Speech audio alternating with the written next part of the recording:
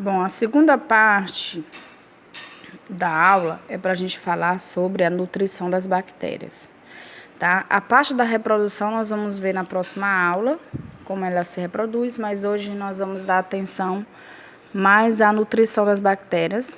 Eu também retirei os tópicos daqui do livro, certo? Então, vamos ver aqui. As bactérias existem diversos tipos quanto à nutrição. Elas podem ser ou heterotróficas ou autotróficas, né? Vocês sabem a diferença disso aqui? Heterotróficas, hetero significa diferente, trófico significa alimento ou comer, auto significa próprio. Então, autotróficas são aqueles seres que produzem o seu próprio alimento. Auto significa próprio. Tá? Então, eles produzem o próprio alimento. E existem dois tipos. As bactérias que são fotossintetizantes, iguais às plantas. Elas fazem a fotossíntese, porque elas retiram a luz, a energia que elas precisam, elas retiram da luz do sol. Assim como as plantas fazem, né? Para produzir o próprio alimento. E existem aquelas bactérias que são quimiosintetizantes. Elas retiram a energia não do sol, elas retiram a sua energia de outra reação química inorgânica. Certo? Aconteceu alguma reação química inorgânica, elas pegam aquela energia para produzir o seu próprio alimento. E aí, existem as bactérias que são heterotróficas. Essa palavra hétero significa diferente, trófico significa comer, então são aqueles seres vivos que não produzem o seu próprio alimento. É necessário que eles se alimentem de alguma substância que já tenha no meio. E aí existem dois tipos. Existem as saprofágicas. Fágicas, né, vem de comer. Sapro significa resto. Então, geralmente são aquelas bactérias que comem fezes, que comem restos de alimento, lixo, tá?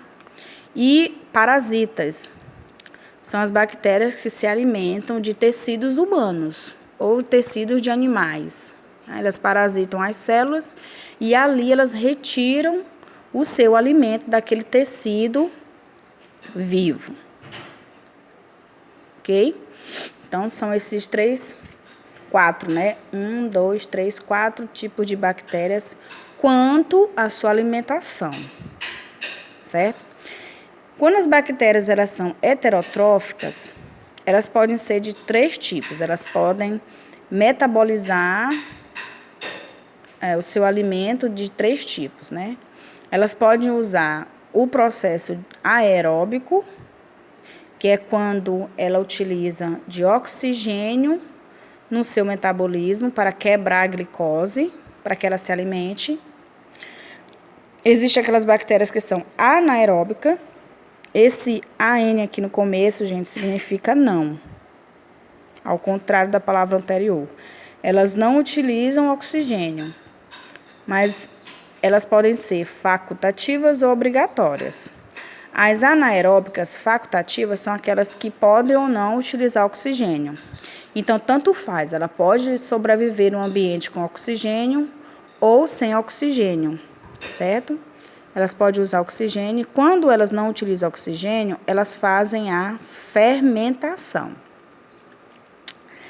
E aí, tem as bactérias anaeróbicas obrigatórias. São aquelas que não sobrevivem na presença de oxigênio. De jeito nenhum, elas morrem. Exemplo é a bactéria que vai causar o tétano. O tétano. Quando essa bactéria ela entra em contato com o oxigênio, ela morre. Por isso que antigamente se tratava o tétano ou qualquer ferimento com água oxigenada. Por quê? Que é o H2O2. Porque no H2O2 tem oxigênio, né? E aí, antigamente se jogava logo essa água oxigenada na ferida, e lá na ferida a bactéria iria morrer por causa da presença do oxigênio. Hoje nós sabemos que existe a vacina para tétano, né? A gente toma quando é criança, e aí não há necessidade de utilizar desses produtos para fazer limpeza de ferida, certo? Por causa das vacinas.